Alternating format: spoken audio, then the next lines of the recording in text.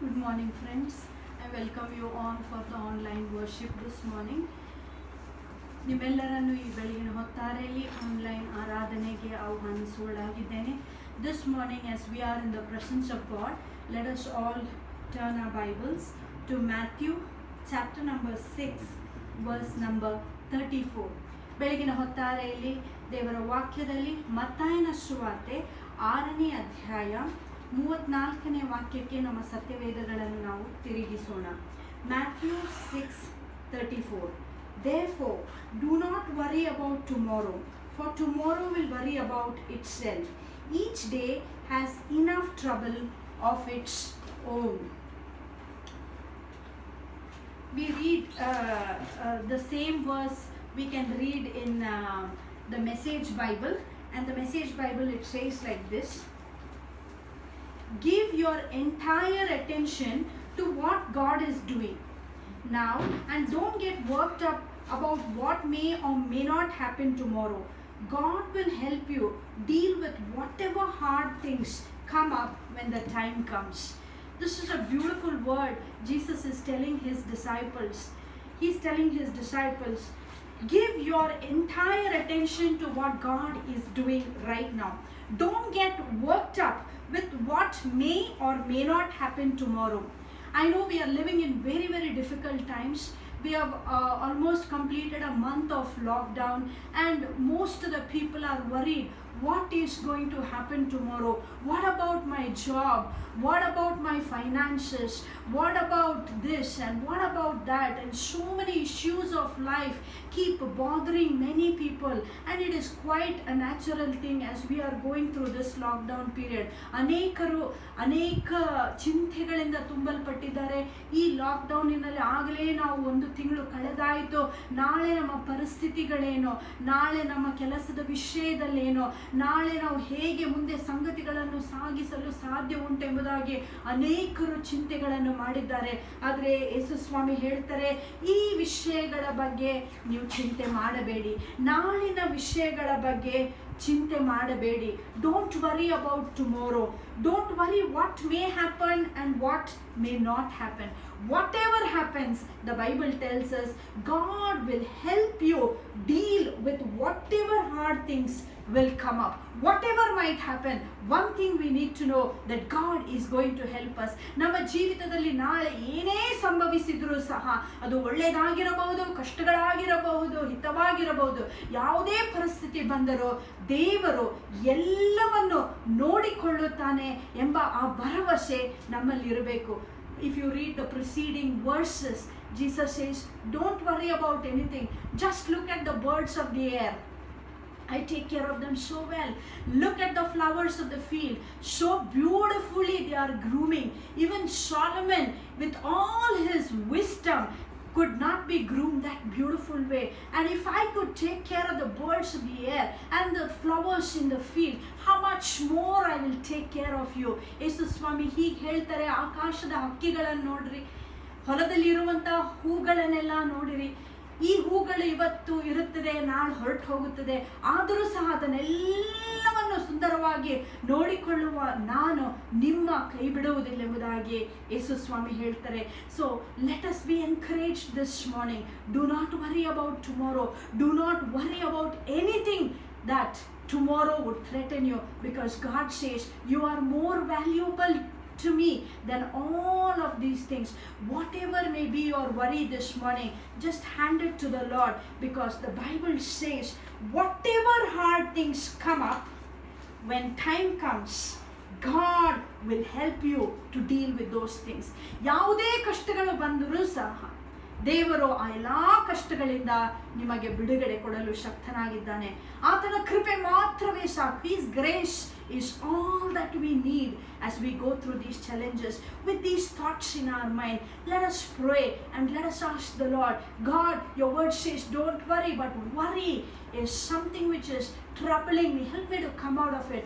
Help me to see the grace of God taking away all these worries in my life. This morning, let us pray and let us ask the Lord, fill me with your grace, O God, and deliver me from every worries of tomorrows, because the God who promised is a faithful God. Hallelujah. ತಂದೆಯಾದ ದೇವರೇ, ನಿನ್ನ ವಾಕ್ಯಕ್ಕಾಗಿ ನಿನಗೆ ಸ್ತೋತ್ರವಾಗಲಿ. ಕರ್ತನೇ, ಈ ಬೆಳಗಿನ ಹೊತ್ತಾರೆಯಲ್ಲಿನ ಪ್ರಸನ್ನತೆಯಲ್ಲಿರುವಾಗ ಕರ್ತನೇ, ನಾವೆಲ್ಲರೂ ನಮ್ಮ ಮನೆಗಳಲ್ಲಿ ನಿನ್ನನ್ನು ಆರಾಧಿಸುವುದಕ್ಕಾಗಿ ಬಂದಿರುವಾಗ ಕರ್ತನೇ, ನಿನ್ನಲ್ಲಿ ಬೇಡಿಕೊಳ್ಳುತ್ತೇವೆ. ಎಲ್ಲರ ಮನಸ್ಸಿನಲ್ಲಿರುವಂಥ ಚಿಂತೆಗಳನ್ನು ನೀನು ತೆಗೆದಾಕಪ್ಪ. ನಿನ್ನ ಸಮಾಧಾನದಿಂದ ಅವರನ್ನು ತುಂಬಿಸು, ನಿನ್ನ ಆ ನಿರೀಕ್ಷೆಯಿಂದ ಅವರನ್ನು ತುಂಬಿಸು ಕರ್ತನೇ. ಕರ್ತನೇ, ನಿನ್ನ ಕೃಪೆಯು ಕರ್ತನೇ ಅವರ ಜೀವಿತದಲ್ಲಿ ಹಾದು ಹೋಗಿರುವಂಥ ಎಲ್ಲ ಕಷ್ಟಗಳು ನಿವಾರಿಸಲೆಂಬುದಾಗಿ ನಾವು ಬೇಡಿಕೊಳ್ಳುತ್ತೇವೆ. ಎಲ್ಲಾ ಪ್ರತಿಕೂಲಗಳು ಅವರನ್ನು ಬಿಟ್ಟು ಹೋಗಲಿ ಸ್ವಾಮಿ. ಈ ದಿನಗಳಲ್ಲಿ ಸ್ವಾಮಿ, ನಿನ್ನ ಕೃಪೆಯಿಂದ ಹೇರಳವಾಗಿ ಎಲ್ಲರನ್ನು ತುಂಬಿಸಬೇಕೆಂಬುದಾಗಿ ಯೇಸು ನಾಮದಲ್ಲಿ ಬೇಡಿ ಹೊಂದಿದ್ದೇನೆ ತಂದೆಯಾದ ದೇವರೇ. ಆಮೇನ್, ಆಮೇನ್. ಈ ಬೆಳಗಿನ ಹೊತ್ತಾರೆಯಲ್ಲಿ ನಾವು ಈ ಹಾಡನ್ನು ಹಾಡಿಕೊಳ್ಳೋಣ. ಕೃಪೆ ತೋರುವ ಕರ್ತನಲ್ಲಿ ವಿಶ್ವಾಸ, ಅದರಿಂದ ಹೃದಯದಲ್ಲಿ ಆಶ್ವಾಸ. ಕಷ್ಟಗಳು ತುಂಬಿರುವ ಈ ಭೂವಾಸ ಕೃಪೆಯಿಂದ ಮನೋಹರವೇ. ನಮ್ಮ ಜೀವಿತದಲ್ಲಿ ಏನು ಸಂಭವಿಸಿದ್ರು ಯೇಸು ಸ್ವಾಮಿ ಹೇಳುತ್ತಾರೆ, ಬೆಳಗಿನ ಹೊತ್ತಾರೆಯಲ್ಲಿ ಓದಿದ ಹಾಗೆ ಎಲ್ಲಾ ಸಮಯದಲ್ಲೇ ನಾನು ನಿಮ್ಮ ಜೊತೆಯಲ್ಲಿದ್ದು ನಿಮಗೆ ಜಯ ಕೊಡುವ ದೇವರು ನಾನಾಗಿದ್ದೇನೆ.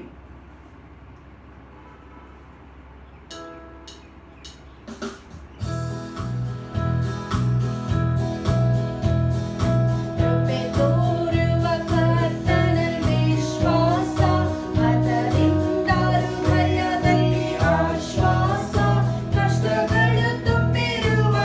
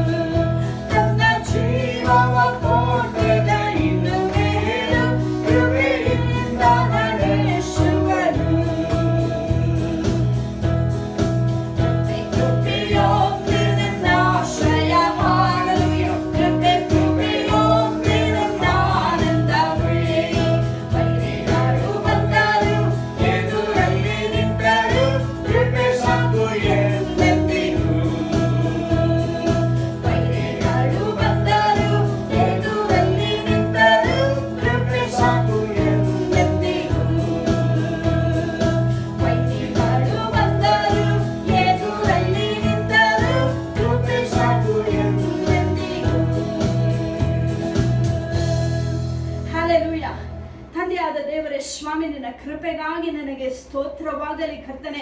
ಕರ್ತನೆ, ನಾವು ಬೇಡಿಕೊಳ್ಳುತ್ತೇವೆ ಕರ್ತನೆ, ಯಾವ ವೈರಿಗಳನ್ನು ಕರ್ತನೆ ಸ್ವಾಮಿ ನಮ್ಮ ಸುತ್ತಲಿರುವುದಾಗಿದ್ದರೂ ಸ್ವಾಮಿ ಕರ್ತನೆ, ವೈರಿಗಳನ್ನು ಎದುರಿಸುವುದಕ್ಕಾಗಿ ನಿನ್ನ ಕೃಪೆಯಿಂದ ಸ್ವಾಮಿ ನಮ್ಮನ್ನು ತುಂಬಿಸಬೇಕೆಂಬುದಾಗಿ ಬೇಡಿಕೊಳ್ಳುತ್ತೇವೆ. ತಂದೆ ಆದ ದೇವರೇ, ನಿನ್ನ ಕೈಗಳಲ್ಲಿಯೇ ನಮ್ಮನ್ನು ಎತ್ತಿಕೊಳ್ಳುವಂಥ ದೇವರಾಗಿದ್ದೆ ಸ್ವಾಮಿ. ಮನೋಹರವಾಗಿ ಕರ್ತನೆ ನಿನ್ನ ಎಲ್ಲಾ ಪ್ರಿಯ ಮಕ್ಕಳನ್ನು ಸ್ವಾಮಿ ಪ್ರತಿಯೊಂದು ಪ್ರತಿಕೂಲಗಳಿಂದ ಬಿಡಿಸಿ ಜಯವನ್ನು ನೀನು ತಾನೇ ಅನುಗ್ರಹಿಸಿ ಕೊಡಬೇಕೆಂಬುದಾಗಿ ದೇವರೇ ನಿನ್ನಲ್ಲಿ ಬೇಡಿಕೊಳ್ಳುತ್ತೇವೆ. Thank you, Father. We worship you. Let us ask the Lord this morning. Let us pray this song as a prayer unto the Lord. Lord, whatever may come in my life, one thing I pray, oh God, that your grace would be sufficient upon every challenges. We know that this world, we cannot be stress-free. In this world, we cannot be problem-free. Jesus said, in this world you will have trouble, but rejoice because I have overcome the world. Because he has overcome, we shall also overcome. And let us ask the Lord, God, fill me with your amazing grace this morning. Help me, Lord, as I walk in your paths, that I would be able to see victories just like you have seen victories. The Bible tells us what a wonderful friend we have in Jesus. He is the one who carries all our burdens. He is the one who meets all of our needs. And he is the greatest help in time of our need. And let us worship this Jesus. Join with me as we sing this Kannada song. Daiva kripeyalli ಆಶ್ರಯಿಸಿದೆ.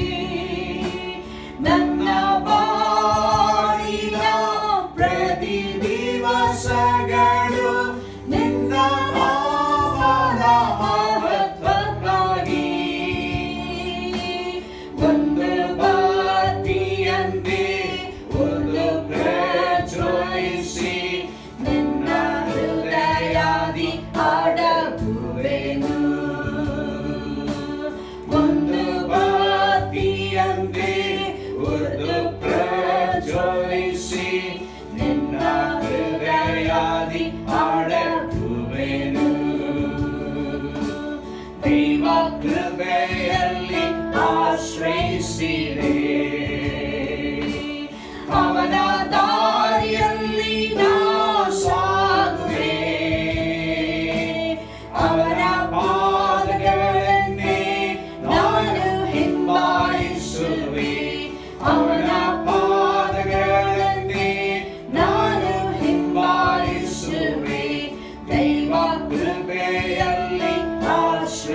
ಆಶ್ರಯಿಸಿದೆ. ಮನವೇದನೆ ಎಲ್ಲ ಶೋಧನೆ ನನ್ನ ಜೀವಿತ ದಾರಿಯಲ್ಲಿ. ಮನವೇದನೆ ಎಲ್ಲ ಶೋಧನೆ ನನ್ನ ಜೀವಿತ ದಾರಿಯಲ್ಲಿ. ಎದ್ದು ಬರುವಾಗ ನನ್ನ ರಕ್ಷಕನೇ ನಿನ್ನ ಎದೆಯಲ್ಲಿ ಆಶ್ರಯಿಸುವೆ. ಎದ್ದು ಬರುವಾಗ ನನ್ನ ರಕ್ಷಕನೇ ನಿನ್ನ ಎದೆಯಲ್ಲಿ ಆಶ್ರಯಿಸುವೆ. ದೈವ ಕೃಪೆಯಲ್ಲಿ ಆಶ್ರಯಿಸಿದೆ. ಅವನ ದಾರಿಯಲ್ಲಿ ನಾ ಸಾಗುವೆ. ಅವನ ಪಾದಗಳನ್ನೇ ನಾನು ಹಿಂಬಾಲಿಸುವೆ. ಅವನ ಪಾದಗಳನ್ನೇ ನಾನು ಹಿಂಬಾಲಿಸುವೆ. ದೈವ ಕೃಪೆಯಲ್ಲಿ ಆಶ್ರಯಿಸಿದೆ. ಎಷ್ಟೋ ಉತ್ತಮನು ನನ್ನ ಸ್ನೇಹಿತನು ನನಗಾಗಿ ಚಿಂತಿಸುವನು. ಎಷ್ಟೋ ಉತ್ತಮನು ನನ್ನ ಸ್ನೇಹಿತನು ನನಗಾಗಿ ಚಿಂತಿಸುವನು. ನನ್ನ ಅಗತ್ಯವೆಲ್ಲ ತಿಳಿದಾತನು ನನ್ನ ಶ್ರೇಷ್ಠ ಸಹಾಯಕನು. ನನ್ನ ಅಗತ್ಯವೆಲ್ಲ ತಿಳಿದಾತನು ನನ್ನ ಶ್ರೇಷ್ಠ ಸಹಾಯಕನು. ದೈವ ಕೃಪೆಯಲ್ಲಿ ಆಶ್ರಯಿಸಿದೆ. ಅವನ ದಾರಿಯಲ್ಲಿ ನಾ ಸಾಗುವೆ. ಅವನ ಪಾದಗಳನ್ನೇ ನಾನು ಹಿಂಬಾಲಿಸುವೆ. ಅವನ ಪಾದಗಳನ್ನೇ ನಾನು ಹಿಂಬಾಲಿಸುವೆ. ದೈವ ಕೃಪೆಯಲ್ಲಿ ಆಶ್ರಯಿಸಿದೆ. ಎಷ್ಟೋ ಉತ್ತಮನು ನಮ್ಮ ಸ್ನೇಹಿತನು, ನಮಗಾಗಿ ಚಿಂತಿಸುವ ದೇವರು. ನಮ್ಮ ಎಲ್ಲ ಅಗತ್ಯಗಳನ್ನು ಆತನು ತಿಳಿದಾತನಾಗಿದ್ದಾನೆ. ಆತನೇ ನಮ್ಮ ಶ್ರೇಷ್ಠ ಸಹಾಯಕನು. ಎಷ್ಟೋ ಉತ್ತಮನು ನನ್ನ ಸ್ನೇಹಿತನು ನನಗಾಗಿ ಚಿಂತಿಸುವನು. ಎಷ್ಟೋ ಉತ್ತಮನು ನನ್ನ ಸ್ನೇಹಿತನು ನನಗಾಗಿ ಚಿಂತಿಸುವನು. ನನ್ನ ಅಗತ್ಯವೆಲ್ಲ ತಿಳಿದಾತನು ನನ್ನ ಶ್ರೇಷ್ಠ ಸಹಾಯಕನು. ನನ್ನ ಅಗತ್ಯವೆಲ್ಲ ತಿಳಿದಾತನು ನನ್ನ ಶ್ರೇಷ್ಠ ಸಹಾಯಕನು. ದೈವ ಕೃಪೆಯಲ್ಲಿ ಆಶ್ರಯಿಸಿದೆ. ಅವನ ದಾರಿಯಲ್ಲಿ ನಾ ಸಾಗುವೆ. ಅವನ ಪಾದಗಳನ್ನೇ ನಾನು ಹಿಂಬಾಲಿಸುವೆ. ಅವನ ಪಾದಗಳನ್ನೇ ನಾನು ಹಿಂಬಾಲಿಸುವೆ. ದೈವ ಕೃಪೆಯಲ್ಲಿ ಆಶ್ರಯಿಸಿದೆ. ದೈವ ಕೃಪೆಯಲ್ಲಿ ಆಶ್ರಯಿಸಿದೆ. ದೈವ ಕೃಪೆಯಲ್ಲಿ ಆಶ್ರಯಿಸಿದೆ.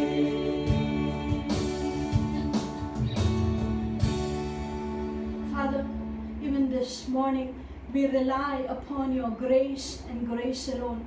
Thank you, God, that you are such a wonderful friend.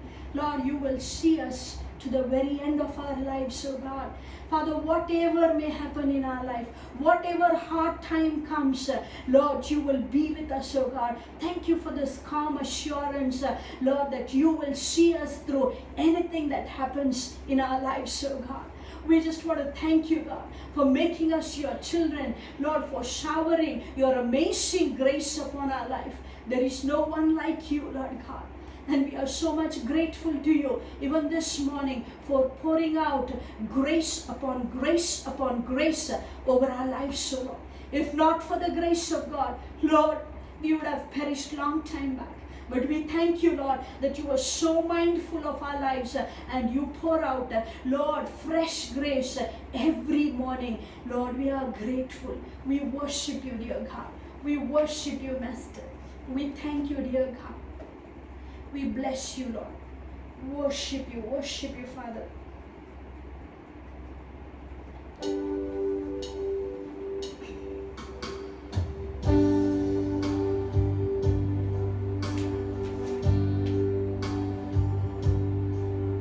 Into thy presence I come, not by the works I have done, but by thy grace alone.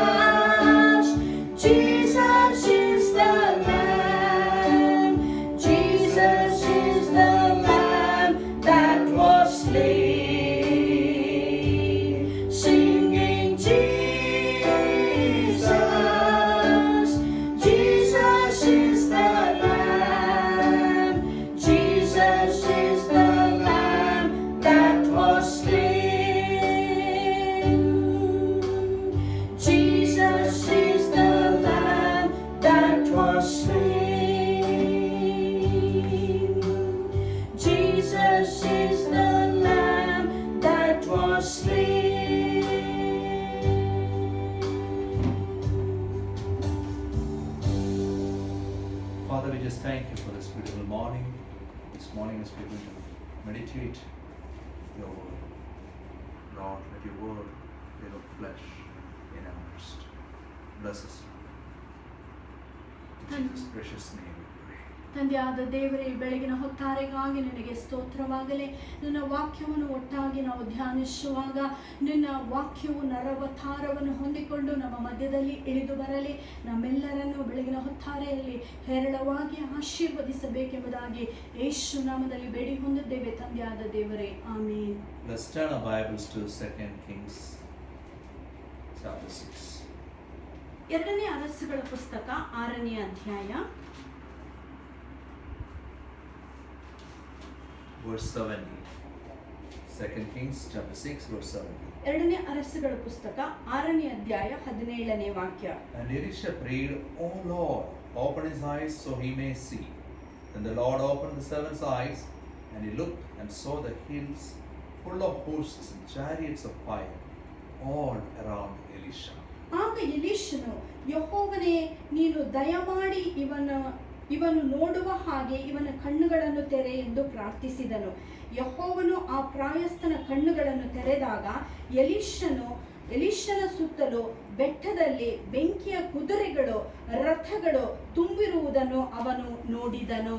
I titled today's sermon, O Lord, open eyes. ಇವತ್ತು ನಾವು ಕೇಳುವಂತ ಸಂದೇಶ, ಓ ದೇವರೇ, ನಮ್ಮ ಕಣ್ಗಳನ್ನು ತೆರೆಯ ಮಾಡು. In this chapter 6 verses 1 to 23 is our focus today.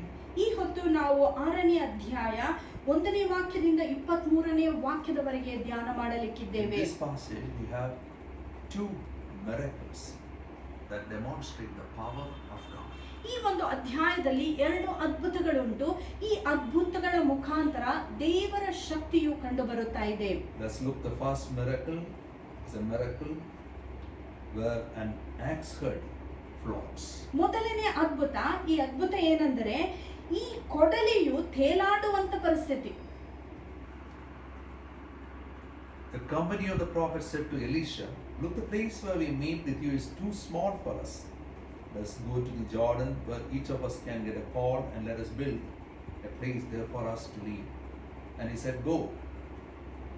Then one of them said, won't you please come with your servants? I will, Elisha replied. And he went with them. They went to the Jordan and began to cut down trees. As one of them was cutting down a tree, the iron axe head fell into the water. Oh my Lord, he cried out. It was borrowed. The man of God asked, where did it fall? Then he showed him the place. Elisha cut a stick and threw it there and made the iron float. Lift it out, he said. Then the man reached out his hand and took it. In this passage, ಈ ಒಂದು ಅಧ್ಯಾಯದಲ್ಲಿ we will study 3 beautiful lessons. 3 ಪಾಠಗಳನ್ನು ನಾವು ಕಲಿಯಲಿಕ್ಕಿದ್ದೇವೆ. Now this is a very difficult time in Israel. Israel ದೇಶದಲ್ಲಿ ಇದು ಒಂದು ಕಷ್ಟಕರವಾದ ಸಮಯ. Morally and economically everything is down and there is famine set in. ಆರ್ಥಿಕವಾಗಿಯೂ ನೈತಿಕವಾಗಿಯೂ ಎಲ್ಲಾ ಸಂಗತಿಗಳು ಕೆಟ್ಟು ಹೋಗುತ್ತಾ ಇದೆ. ಮಾತ್ರವಲ್ಲದೆ ಬರಗಾಲವೂ ಸಹ ಇಸ್ರಾಯೇಲ್ ದೇಶದಲ್ಲಿ ಬಂದಿದೆ. In the time of Ahab, God judged the nation. ಆಹಾಬನ ದಿನಗಳಲ್ಲಿ ದೇವರು ದೇಶಕ್ಕೆ ನ್ಯಾಯ ತೀರಿಸಿದನು. And now this is a time of Joram, his son is a little better than the father, but he's not in the ways of God. ಈಗ ಯೋರಾಮನ ಸಮಯವಾಗಿದೆ. ಯೋರಾಮನು ಆಹಾಬನ ಮಗನು, ತಂದೆಗಿಂತ ಸ್ವಲ್ಪ ಈತನು ಪರವಾಗಿಲ್ಲ, ಆದರೂ ಸಹ ಆತನು ಪರಿಪೂರ್ಣವಾಗಿ ದೇವರನ್ನು ಹುಡುಕುವನಲ್ಲ. So the nation is economically, every way it is in bad shape. ನಾವು ನೋಡುತ್ತೇವೆ, ದೇಶವನ್ನು ನಾವು ಗಮನಿಸುವುದಾಗಿದ್ರೆ ಆರ್ಥಿಕ ಕೊರತೆಗಳಲ್ಲಿ ತುಂಬಲ್ಪಟ್ಟು ಅನೇಕ ಕಷ್ಟಗಳಿಗೆ ಒಳಗಾಗಿದೆ. But first lesson we see here is, in spite of hard times, genuine prophets are shining better and they are expanding.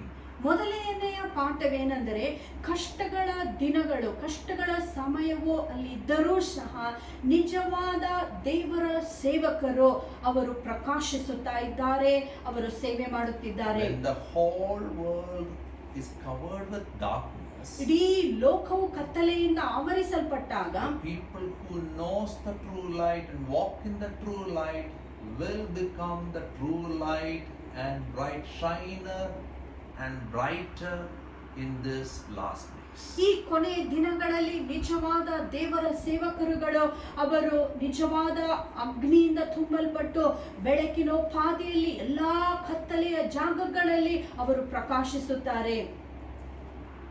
Second thing we learn is, ಎರಡನೇ ಸಂಗತಿ ನಾವು ಕಲಿಯುವುದೇನೆಂದರೆ, when we think about expansion, ನಾವು ವಿಸ್ತರಣೆಯ ಕುರಿತಾಗಿ ಆಲೋಚನೆ ಮಾಡುವಾಗ we should be prepared for problems. ನಾವು ಸಮಸ್ಯೆಯನ್ನು ಎದುರಿಸುವುದಕ್ಕೆ ಸಿದ್ಧರಾಗಿರಬೇಕು. We should expect problems and provision of God.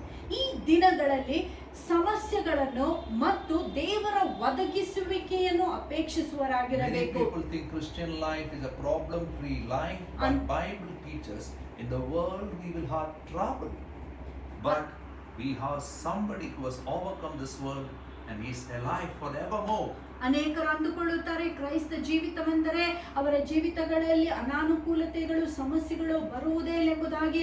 ಆದರೆ ಲೋಕವನ್ನು ಸೃಷ್ಟಿಸಿದ ಯೇಸು ಕ್ರಿಸ್ತನು ಹೀಗೆ ಹೇಳುತ್ತಾನೆ, ಈ ಲೋಕದಲ್ಲಿ ನಿಮಗೆ ಸಮಸ್ಯೆಗಳು ಬಂದೇ ಬರುತ್ತದೆ, ಆದರೆ ಉತ್ತೇಜನವನ್ನು ಹೊಂದಿಕೊಳ್ಳಿರಿ, ಯಾಕಂದರೆ ನಾನೇ ಲೋಕವನ್ನು ಜಯಿಸಿದ್ದೇನೆ. So expect problems when you think about expansion. ವಿಸ್ತರಣೆಯ ಕುರಿತಾಗಿ ನೀವು ಆಲೋಚನೆ ಮಾಡುವಾಗ ಸಮಸ್ಯೆಗಳು ಬರುವುದು ಸಹಜ, ಅದನ್ನು ಎದುರಿಸುವುದಕ್ಕೆ ನೀವು Paul ಸಿದ್ಧರಾಗಿರಬೇಕು. said there's an effective door open for me in Ephesus. ಪೌಲನು ಹೀಗೆ ಹೇಳುತ್ತಾನೆ, ಎಫೆಸ ಪಟ್ಟಣದಲ್ಲಿ ನನಗೆ ಒಂದು ಪರಿಣಾಮಕಾರಿಯಾದಂತ ಬಾಗಿಲು ತೆರೆಯಲ್ಪಟ್ಟಿದೆ, But there is problems mushrooming everywhere. ಆದರೆ ನನ್ನ ಸುತ್ತಲೂ ಅನೇಕ ಸಮಸ್ಯೆಗಳು ಎದ್ದು ಬರುತ್ತಾ But ಇದೆ. he knows ಆದ್ರೆ ಆತನಿಗೆ ಒಂದು there ವಿಷಯ is a ಗೊತ್ತುಂಟು, provision of God for the people of Ephesus. ಎಫೆಸ ಪಟ್ಟಣದಲ್ಲಿ ಇರುವಂತಹ ಜನರನ್ನು ದೇವರು ಕಾಯುತ್ತಾನೆ, ಅವರ ಎಲ್ಲಾ ಅಗತ್ಯಗಳನ್ನು ಆತನು After the ಪೂರೈಸುತ್ತಾನೆ. testimony will come, and in Ephesus a beautiful church was established for the glory of God, and there was unusual display of God's power. ಈ ಕಷ್ಟಗಳ ನಂತರ, ಶೋಧನೆಗಳ ನಂತರ ಜಯವು ಬಂದೇ ಬರುತ್ತದೆ, ಸಾಕ್ಷಿಗಳು ಹುಟ್ಟುತ್ತದೆ. ನಾವು ನೋಡುತ್ತೇವೆ ಎಫೆಸ ಪಟ್ಟಣದಲ್ಲಿ ಈ ಒಂದು ಹಿಂಸೆಯ ಕಾಲದ ನಂತರ ಒಂದು ದೊಡ್ಡ ಉಜ್ಜೀವನ ಉಂಟಾಯಿತು. ಅನೇಕ ಮಹತ್ ಕಾರ್ಯಗಳು, ಅದ್ಭುತ ಕಾರ್ಯಗಳು ಎಫೆಸ ಪಟ್ಟಣದಲ್ಲಿ ನಡೆದವು. When problem arises, don't become panic, but trust. Be careless in the care of God. He always provide in the place of obedience. ಕಷ್ಟಗಳು ಬರುವಾಗ ನೀವು ಭಯದಿಂದ ತುಂಬಲ್ಪಟ್ಟು ಬೆದರಿಕೆಗೆ ಒಳಗಾಗಬೇಡಿರಿ, ಆದರೆ ಯಾವಾಗಲೂ ಕರ್ತನಲ್ಲಿ ಭರವಸೆ ಇಡಿರಿ. ಆತನು ತಾನೇ ಎಲ್ಲಾ ಪ್ರತಿಕೂಲಗಳ ಸಮಯದಲ್ಲಿ ಅನುಕೂಲವಾಗಿರುತ್ತಾನೆ. In those days, iron was not cheap; it was very costly metal. ಆ ದಿನಗಳಲ್ಲಿ ಕೆಬ್ಬಿಣವು ಅದು ಸುಲಭವಾಗಿ ಸಿಗುವಂತ ಸಂಗತಿ ಆಗಿರಲಿಲ್ಲ, ಅದು ಬಹಳಷ್ಟು ಬೆಲೆ ಬಾಳುವಂತ ವಸ್ತಾಗಿತ್ತು. And for a prophet to buy accent is a very tough thing. ಪ್ರವಾದಿಗಳು ಈ ಒಂದು ಕೊಡಲಿಯನ್ನು ಖರೀದಿಸುವುದು ಸಹ ಅದು ಕಷ್ಟಕರವಾದಂತ And now ಸಂಗತಿ. he has borrowed some valuable thing, a valuable tool, and he has come all the way to the thickets of Jordan. ಈ ಪ್ರವಾದಿಯು ಈ ಬೆಲೆ ಬಾಳುವಂತ ಕೊಡಲಿಯನ್ನು ಬೇರೆಯವರ ಕಡೆಯಿಂದ ಎರವಾಗಿ ಆತನು ತೆಗೆದುಕೊಂಡಿದ್ದಾನೆ ಮತ್ತು ಈ ಕೊಡಲಿಯ ಮುಖಾಂತರ ಅಲ್ಲಿರುವಂತಹ ಮರಗಳನ್ನು ಕತ್ತರಿಸುವುದಕ್ಕೆ ಯೋರ್ದಾನ್ ಹೊಳೆಯ ದಂಡೆಗೆ ಬಂದಿದ್ದಾನೆ. That's where we get our lesson number 3. ಈ ಮೂರನೇ ಪಾಠ ನಮಗೆ ಅಲ್ಲಿಂದ ಸಿಗುತ್ತದೆ. Keep our cutting edge sharp. ಯಾವಾಗಲೂ ನಾವು ಕತ್ತರಿಸುವಂತ ಆ ಒಂದು ಕೊಡಲಿಯು ಹದವಾಗಿ ಇರುವುದನ್ನು ನೋಡಿಕೊಳ್ಳಬೇಕು. Here is this prophet disciple, he has borrowed the axe, but what is a handle without an axe? ಈಗ ನಾವು ನೋಡುತ್ತೇವೆ, ಈ ಪ್ರವಾದಿಯು ಬೇರೆಯವರ ಕಡೆಯಿಂದ ಈ ಕೊಡಲಿಯನ್ನು ಆತನು ಎರವಾಗಿ ತೆಗೆದುಕೊಂಡಿದ್ದಾರೆ, ಆದರೆ ಈ ಕೊಡಲಿಯ ಹಿಡಿಕಿ ಮಾತ್ರ ಕೈಯಲ್ಲಿದ್ದು ಕೊಡಲಿಯೇ ಅದಕ್ಕೆ ಜೋಡಿಸಲ್ಪಡದಿದ್ದರೆ ಅದರ ಲಾಭವೇನು? This man lost his axe and he had a sense of lostness.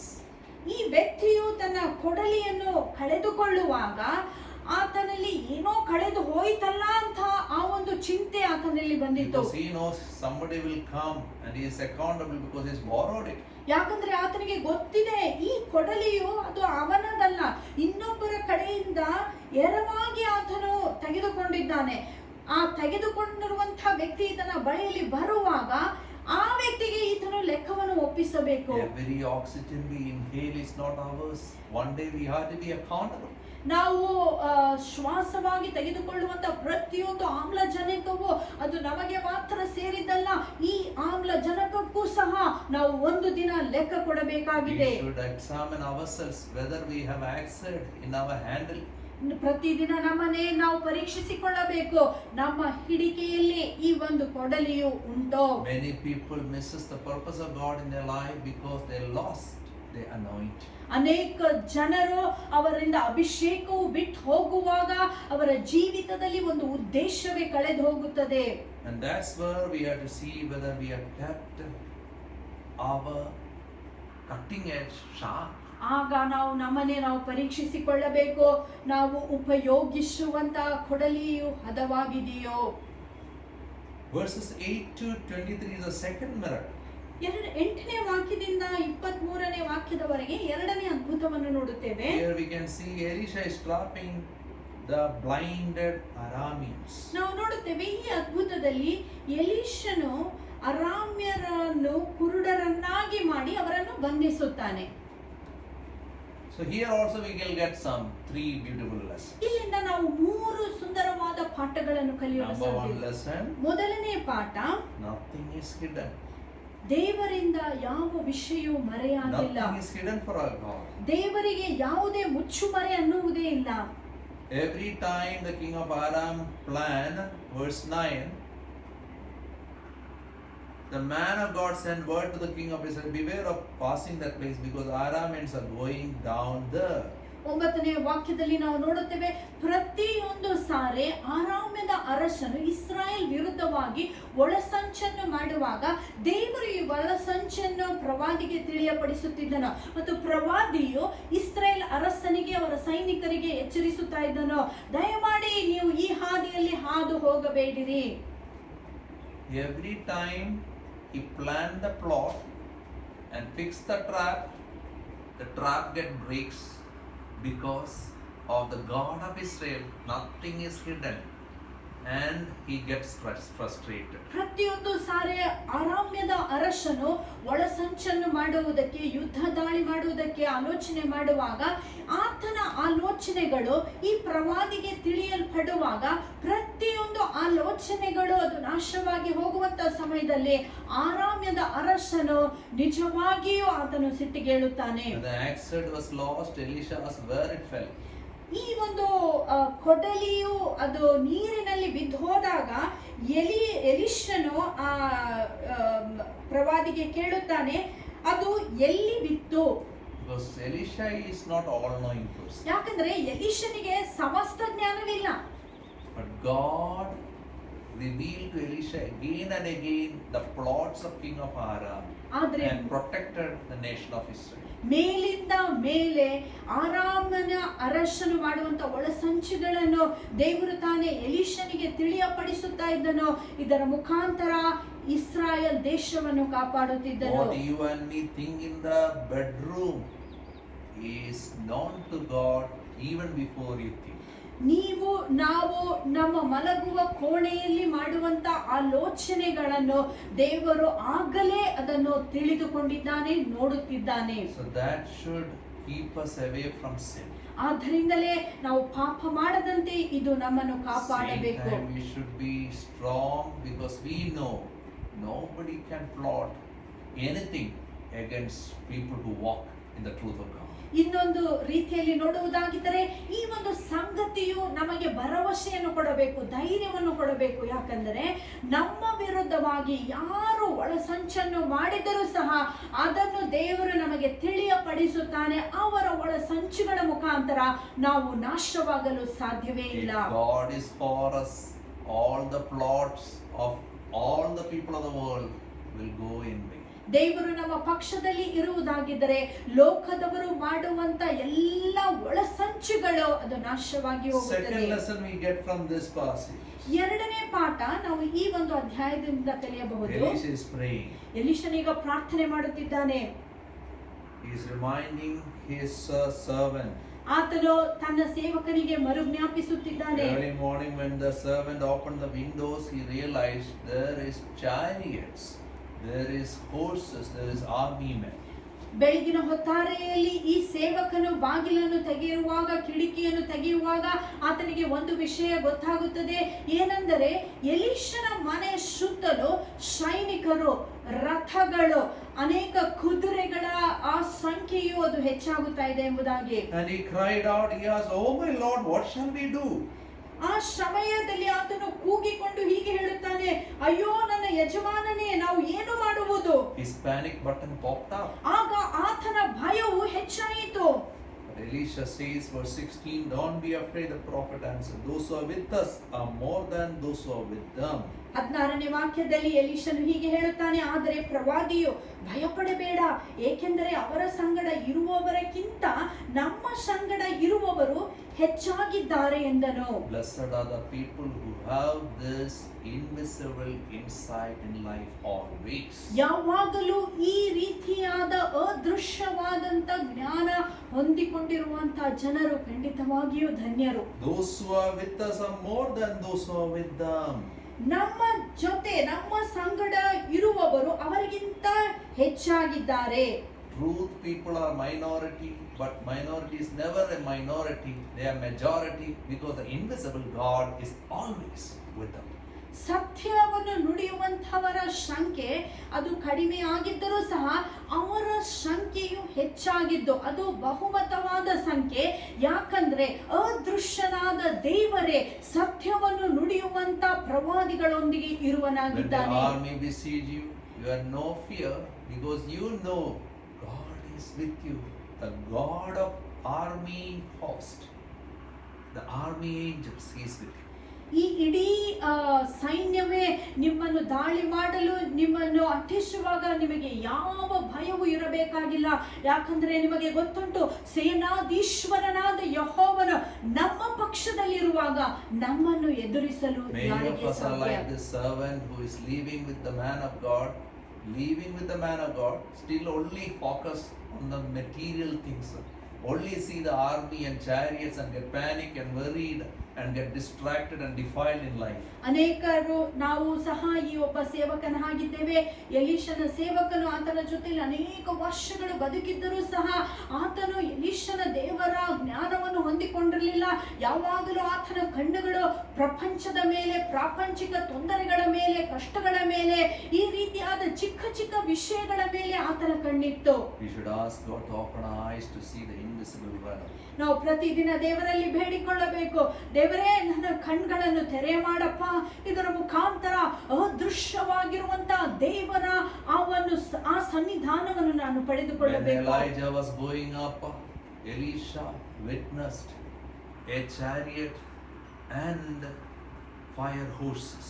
ನಾವು ನೋಡುತ್ತೇವೆ, ದೇವರು ಎಲಿಯನನ್ನು ತನ್ನ ಬಳಿಗೆ ಕರೆದುಕೊಂಡು ಹೋಗುವಾಗ ಆ ಸಮಯದಲ್ಲಿ ಎಲಿಯನ ಸುತ್ತಲೂ ರಥಗಳು ಮಾತ್ರವಲ್ಲದೆ ಕುದುರೆ, ಅಗ್ನಿಯ ರಥಗಳು, ಕುದುರೆಗಳನ್ನೆಲ್ಲ ಎಲೀಷನು ಕಣ್ಣಾರೆ ಕಾಣುತ್ತಾನೆ. But over the years, now he is witnessing more horses, more chariots and more fire in his life. ಆದರೆ ಅನೇಕ ವರ್ಷಗಳು ಕಳೆದ ನಂತರ ಈ ಎಲೀಷನು ಮತ್ತೊಂದು ಸಾರಿ ಅನೇಕ ರಥಗಳನ್ನು, ಅನೇಕ ಕುದುರೆಗಳನ್ನು, ಅನೇಕ ಸಂಗತಿಗಳನ್ನು ಆತನು ಗಮನಿಸುತ್ತಿದ್ದಾನೆ. When you walk with Lord, you should grow in witnessing more and more of the presence of God in your life.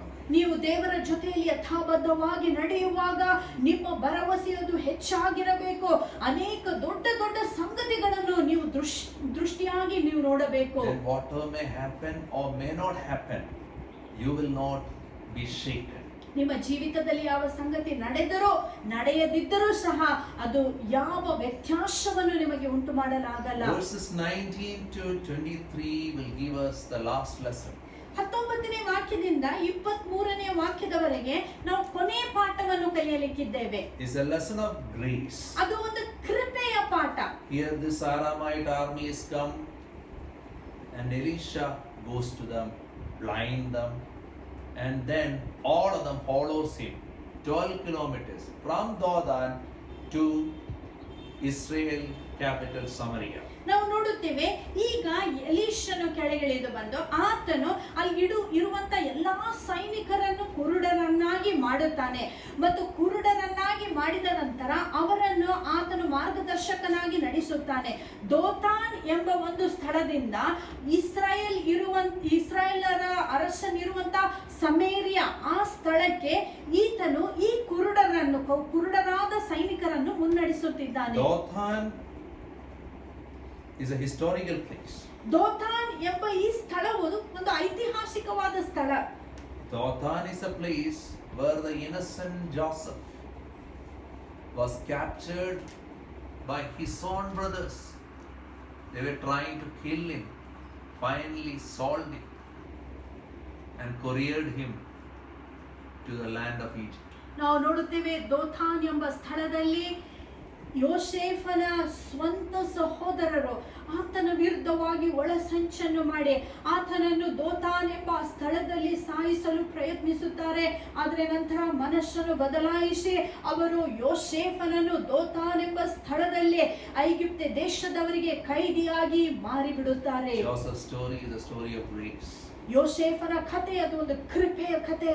God sustained him through all that unendurable trials. ಸಹಿಸಿಕೊಳ್ಳಲಾರದಂತ ಅನೇಕ ಕಷ್ಟಗಳಲ್ಲಿ ದೇವರು ಆತನನ್ನು And ಕಾಪಾಡಿದನು. through it all he became gracious and generous like God the Father. ಈ ಎಲ್ಲಾ ಸಂಗತಿಗಳ ಮುಖಾಂತರ ತಂದೆಯಾದ ದೇವರ ಹಾಗೆ ಆತನು ಕೃಪೆಯಿಂದ ತುಂಬಲ್ಪಟ್ಟವನು, ಬಲವನ್ನು So ಹೊಂದಿದವನಾದನು. Elisha blinded these people, they followed him, and then they were brought to the palace. ನಾವು ನೋಡುತ್ತೀವಿ, ಅದೇ ರೀತಿಯಾಗಿ ಎಲೀಷನು ಇವರನ್ನು ಕುರುಡರನ್ನಾಗಿ ಮಾಡಿ ಅವರು ಆತನನ್ನು ಹಿಂಬಾಲಿಸುವಾಗ ದೋತಾನ್ ಎಂಬ ಸ್ಥಳದಿಂದ ಪ್ರಾರಂಭಿಸಿ ಸಮಾರ್ಯದಲ್ಲಿ ಇರುವಂತ ಅರಮನೆಗೆ ಅವರನ್ನು What a ಕರೆತರುತ್ತಾನೆ. scene for the people, 12 kilometers.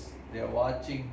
Here is a mad prophet walking in front and followed by army and foreign army, and all of them are following 12 kilometers, and the whole world is watching. ನಾವು ನೋಡುತ್ತೇವೆ, ಈ ದೃಶ್ಯವನ್ನು ನೀವು ಊಹಿಸಿಕೊಳ್ಳಿರಿ. ಅದೇನೆಂದರೆ ಒಬ್ಬ ಪ್ರವಾದಿಯು ಮುನ್ನಡೆಸುತ್ತಾ ಇದ್ದಾನೆ, ಆತನ ಹಿಂದೆ ವೈರಿಗಳ ಆ ಸೈನಿಕರೆಲ್ಲರೂ ಕುರುಡರಾಗಿ ಈತನು ನಡೆಸುವಂತ ಆ ದಾರಿಯಲ್ಲಿ ಆತನ ಹಿಂದೆ ಅವರು ಸಾಗುತ್ತಿದ್ದಾರೆ. Elisha led them to Samaria. ಎಲೀಷನು ಸಮಾರ್ಯ ಎಂಬ ಪಟ್ಟಣಕ್ಕೆ ಅವರನ್ನು Verse ಮುನ್ನಡೆಸುತ್ತಾನೆ. 20, after they entered the city, Elisha said, Lord, open the eyes of these men so they can see. Then the Lord opened their eyes and they looked, and there they were inside Samaria. 20ನೇ ವಾಕ್ಯ, ಅವರು ಸಮಾರ್ಯಕ್ಕೆ ಬಂದಾಗ ಎಲೀಷನು, ಯೆಹೋವನೇ ಇವರನ್ನು ನೋಡುವಂತೆ ಇವರ ಕಣ್ಣುಗಳನ್ನು ತೆರೆ ಎಂದನು. ಆಗ ಯೆಹೋವನು ಅವರ ಕಣ್ಣುಗಳನ್ನು ತೆರೆದನು, ಅವರು ನೋಡಿದಾಗ ಸಮಾರ್ಯದ ಮಧ್ಯದಲ್ಲಿದ್ದರು. Verse 21, when the king of Israel saw them, he asked Elisha, shall I kill them? 21ನೇ ವಾಕ್ಯ, ಇಸ್ರಾಯೇಲಿನ ಅರಸನು ಅವರನ್ನು ಕಂಡಾಗ ಎಲೀಷನಿಗೆ, ನನ್ನ ತಂದೆಯೇ, ನಾನು ಸಂಹರಿಸಲೋ ಎಂದನು. Verse 22, do not kill them, he answered. 22ನೇ ವಾಕ್ಯ, ಅದಕ್ಕೆ ಸಂಹರಿಸಬೇಡ ಅಂತ The ಆತನು people of ಹೇಳುತ್ತಾನೆ. Ben-Hadad has come to the courtroom of Joram, the king of Samaria. ನಾವು ನೋಡುತ್ತೇವೆ, ಬೆನ್ ಹದಾದ್ ಅರಾಮ್ಯದ ಅರಸನ ಸೈನಿಕರೆಲ್ಲರೂ ಸಮಾರ್ಯದಲ್ಲಿರುವಂತ ಅರಸನ ಅರಮನೆಯೊಳಗೆ ಬಂದಿಗಳಾಗಿ ಬಂದಿದ್ದಾರೆ. And they opened their eyes. ಅವ್ರ ಕಣ್ಗಳನ್ನು ತೆರೆಯುವಾಗ All of them are shivering. ಅವರೆಲ್ಲರೂ It's a ನಡುಗುತ್ತಿದ್ದಾರೆ. life and death situation. ಇದು ಮರಣ ಜೀವಿತ ಪರಿಸ್ಥಿತಿ. And they hear the word killing. ಅವರು ಸಂಹರಿಸು ಎಂಬ ಶಬ್ದ ಕೇಳಿಸಿಕೊಳ್ಳುತ್ತಿದ್ದಾರೆ. When that fear gripped their heart, ಆ ಒಂದು ಭಯವು ಅವರ ಹೃದಯವನ್ನು ಹಿಡಿದುಕೊಂಡಾಗ the prophet was so gracious. ಅಲ್ಲಿ ಇರುವಂತ ಪ್ರವಾದಿಯು ಕರುಣೆ He said, ಉಳ್ಳವನಾಗಿದ್ದನು. don't kill them. ಆತನು ಹೇಳುತ್ತಾನೆ, ಅವರನ್ನು ಸಂಹರಿಸಬೇಡ, Prepare a great banquet for them. ಅವರಿಗೋಸ್ಕರ ಒಂದು ದೊಡ್ಡ ಔತಣವನ್ನು ಸಿದ್ಧ ಮಾಡು. What a beautiful story of grace. ಕೃಪೆಯ ಎಂಥ ಅದ್ಭುತ ಕಥೆ ನೋಡಿರಿ. Ultimate victory over human enemies is not defeating them, but blessing them and making them to realize you bless them because because of the grace of God. ನಿಜವಾದ ನಮ್ಮ ಜೀವಿತದಲ್ಲಿ ಮನುಷ್ಯ ಕುಲದ ಮೇಲೆ ಹೊಂದಿಕೊಳ್ಳುವಂತ ಜಯ ಏನೆಂದರೆ ನಮ್ಮ ವೈರಿಗಳನ್ನು ಸಂಹರಿಸುವುದಲ್ಲ, ನಮ್ಮ ವೈರಿಗಳನ್ನು ತಳ್ಳಿಬಿಡುವುದಲ್ಲ, ಆದರೆ ಈ ವೈರಿಗಳಿಗೆ ದೇವರ ಕೃಪೆಯನ್ನು ನಮ್ಮ ಜೀವಿತದ ಮುಖಾಂತರ ತೋರ್ಪಡಿಸಿ ಪ್ರೀತಿಯಿಂದ ಅವರನ್ನು ಹೊಂದಿಕೊಳ್ಳುವುದು. The army of Ben-Hadad deserved punishment and judgment. ಬೆನ್-ಹೆದದ್ ಎಂಬ ಆತನ ಸೈನಿಕರಿಗೆಲ್ಲ ಒಂದೇ ಸಿಗಬೇಕಾಗಿತ್ತು, ಅದೇನೆಂದರೆ ಶಿಕ್ಷೆ, ಅದೇನೆಂದರೆ ಮರಣ ದಂಡನೆ. They never got lifetime prison. Instead, they received mercy and grace, what they had never deserved in life. They enjoyed a great banquet and went peacefully to their homes. ಅವರು ಅಂದು ಶಿಕ್ಷೆಯನ್ನು ಹೊಂದಿಕೊಳ್ಳಲಿಲ್ಲ, ಮರಣವನ್ನು ಹೊಂದಿಕೊಳ್ಳಲಿಲ್ಲ, ಅದರ ಬದಲಾಗಿ ಒಂದು ಅತ್ಯುತ್ತಮವಾದ ದೊಡ್ಡ ಔತಣದಲ್ಲಿ ಪಾಲ್ಗೊಂಡು ಸಮಾಧಾನದಿಂದ ತಮ್ಮ ಮನೆಗಳಿಗೆ ತೆರಳಿದರು. There's a similar story in Acts chapter 9. ಇಂಥ ಕಥೆ ಮತ್ತೊಂದು ಸಾರಿ ನಾವು ಅಪೊಸ್ತಲ ಕೃತ್ಯ 9ನೇ ಅಧ್ಯಾಯದಲ್ಲಿ ನೋಡುತ್ತೇವೆ. Here is this man and his army always trying to kill people who put their trust in Jesus. ನಾವು ನೋಡುತ್ತೇವೆ ಈ ಮನುಷ್ಯನು ಆತನ ಸೈನಿಕರೆಲ್ಲರೂ ಪ್ರತಿಯೊಬ್ಬರು ಯಾರ್ಯಾರು ಯೇಸುವಿನಲ್ಲಿ ನಂಬಿಕೆ ಇಡುತ್ತಿದ್ದರೋ ಅವರನ್ನು ಸಂಹರಿಸುತ್ತಾ ಇದ್ದರು. One day on his way to Damascus to catch the disciples of Jesus, he was overtaken by the power of God. He became blind. He fell down from the horse. ಒಂದು ದಿನ ಈ ವ್ಯಕ್ತಿಯು ದಮಾಸ್ಕಸ್ಸಿನಲ್ಲಿರುವಂತ ಎಲ್ಲ ವಿಶ್ವಾಸಿಗಳನ್ನು ಸಂಹರಿಸುವುದಕ್ಕಾಗಿ ಪ್ರಯಾಣ ಮಾಡುತ್ತಿರುವಾಗ ದಮಾಸ್ಕಸ್ ಎಂಬ ಪಟ್ಟಣವನ್ನು ಮುಟ್ಟಿದ ತಕ್ಷಣವೇ ನಾವು ನೋಡುತ್ತೇವೆ ಆತನು ಯೇಸು ಸ್ವಾಮಿಯನ್ನು ಆತನು ಕಣ್ಣಾರೆ ಕಾಣುತ್ತಾನೆ. ಆ ದಿನದಂದು ಆತನು ಕುದುರೆ ಮೇಲಿಂದ ಆತನು ಕೆಳಗಿಳಿದು ಬೀಳುವಾಗ ಆತನು ಕುರುಡನಾಗುತ್ತಾನೆ. He was clueless what is happening in his life, and he surrendered his life to Jesus and asked him, Lord. And that time God opened his eyes and told him, I am not going to punish him, I am not going to judge him, but I am commanding you, I am offering you to be a commander of my army. ಇಂಥ ಕುರುಡನಾಗಿದ್ದು ಆತನು ಬೀಳುವಂತ ಪರಿಸ್ಥಿತಿಯಲ್ಲಿ ಆತನ ಜೀವಿತದ ಎದುರಿನಲ್ಲಿ ಏನು ಕಾದಿದೆ ಎಂಬುದಾಗಿ ಈತನಿಗೆ ಗೊತ್ತಿಲ್ಲ, ಈತನ ಭವಿಷ್ಯತ್ ಕಾಲ ಏನಾಗಿದೆ ಎಂಬುದಾಗಿ ಆತನು ಗೊತ್ತಿಲ್ಲ.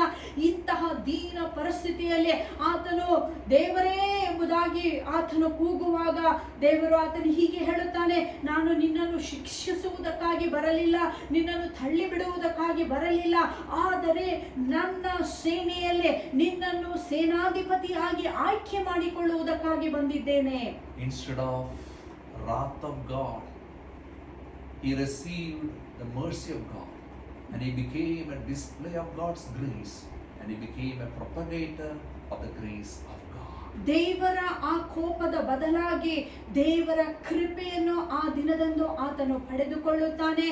ಆ ದಿನದಿಂದ ಮುಂದೆ ಈ ಕೃಪೆಯ ಬಗ್ಗೆ ಆತನು ಎಲ್ಲಾ ಕಡೆಯಲ್ಲೂ ಪ್ರಕಟಿಸಲಾರಂಭಿಸುತ್ತಾನೆ. None of us deserve anything. ನಮ್ಮ ಜೀವಿತದಲ್ಲಿ ನಮ್ಮಲ್ಲಿ ಯಾರು ಏನನ್ನು ಪಡೆದುಕೊಳ್ಳುವುದಕ್ಕೆ ಯೋಗ್ಯರಲ್ಲ. All what we have today ನಮ್ಮಲ್ಲಿ ಇರುವಂತ ಎಲ್ಲಾ ಸಮಸ್ತವು is because of grace. ಅದು ದೇವರ ಕೃಪೆಯಿಂದಲೇ. Like Paul we can say, ಪೌಲನ ಹಾಗೆ ನಾವು ಸಹ ಹೇಳಬಹುದು, what I am today, ನಾನು ಇವತ್ತು ಯಾರಾಗಿದ್ದೇನೋ all is because of His grace. ಇದೆಲ್ಲ ಆತನ ಕೃಪೆಯ ನಿಮಿತ್ತವಾಗಿ. May God help all of us ದೇವರು ತಾನೇ ನಮ್ಮೆಲ್ಲರಿಗೆ ಸಹಾಯ ಮಾಡಲಿ to be propagators of the grace of our God. ನಮ್ಮ ದೇವರ ಕೃಪೆಯ ಪ್ರಚಾರವನ್ನು ಮಾಡುವುದಕ್ಕಾಗಿ ನಮ್ಮೆಲ್ಲರಿಗೂ ದೇವರು ತಾನೇ ಸಹಾಯ ಮಾಡಲಿ. God bless all. ದೇವರು ನಿಮ್ಮೆಲ್ಲರನ್ನು ಆಶೀರ್ವಾದ ಮಾಡಲಿ.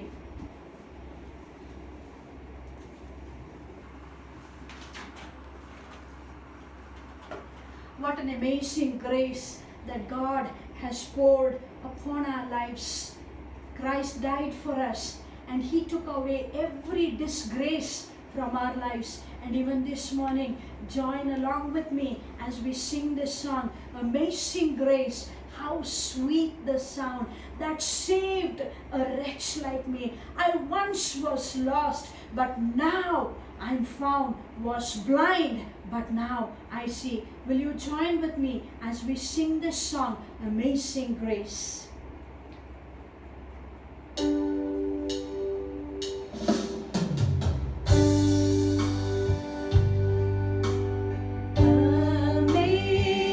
Amazing grace, how sweet the sound that saved a wretch like me. I once was lost, but now I'm found. Was blind, but now I see.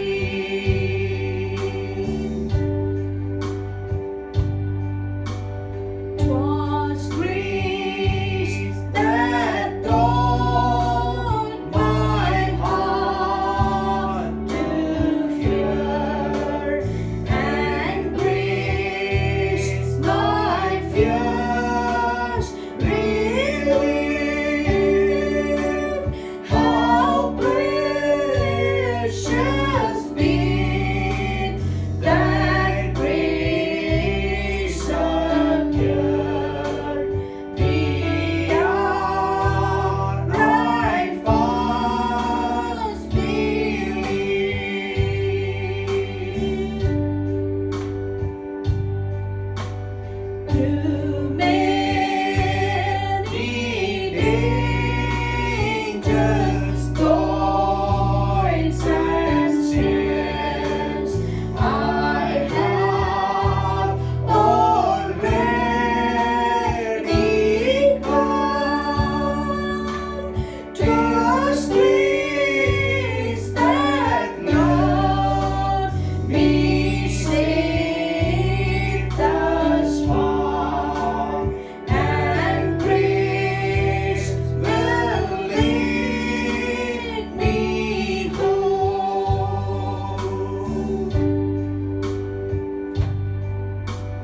When we've been there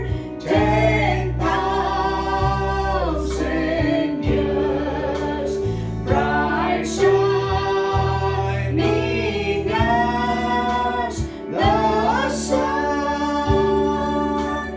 with no less days to sing God's praise, then let me fast began.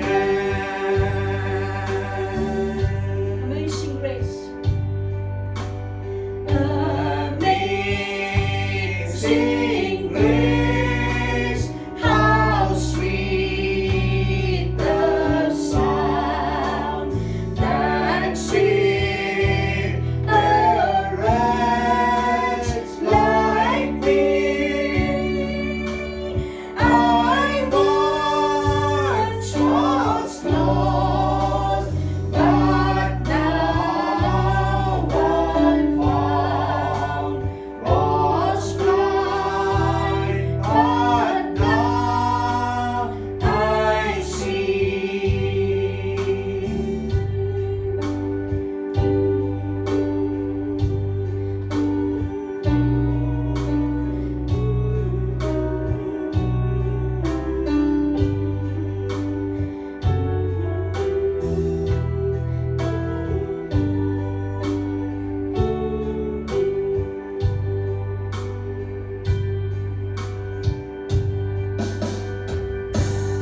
Shall we pray?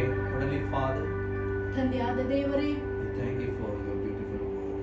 ನಿನ್ನ ಅದ್ಭುತವಾದಂಥ ವಾಕ್ಯಕ್ಕಾಗಿ ನಿನಗೆ ಸ್ತೋತ್ರ. Open our eyes, Lord, ನಮ್ಮ ಕಣ್ಗಳನ್ನು ತೆರೆಯ ಮಾಡು to ದೇವರೇ. know that you are always present. ಯಾವಾಗಲೂ ನೀನು ಉಪಸ್ಥಿತನಾದ ದೇವರೆಂಬುದಾಗಿ ತಿಳಿದುಕೊಳ್ಳಲು You watch ಸಹಾಯ ಮಾಡು. everything. ನೀನು ಎಲ್ಲವನ್ನು ಗಮನಿಸುವ Nothing is hidden to ದೇವರಾಗಿದ್ದೀ. you. ನಿನ್ನಿಂದ ಯಾವುದು ಮುಚ್ಚುಮರೆ ಇಲ್ಲ. Whatever problem comes in our life, ನಮ್ಮ ಜೀವಿತದಲ್ಲಿ ಯಾವುದೇ we ಸಮಸ್ಯೆಗಳು have ಬಂದರು nothing to worry, ಯಾವ ವಿಷಯಕ್ಕೂ ಚಿಂತಿಸುವುದು because we ಬೇಕಾಗಿಲ್ಲ. have a provider.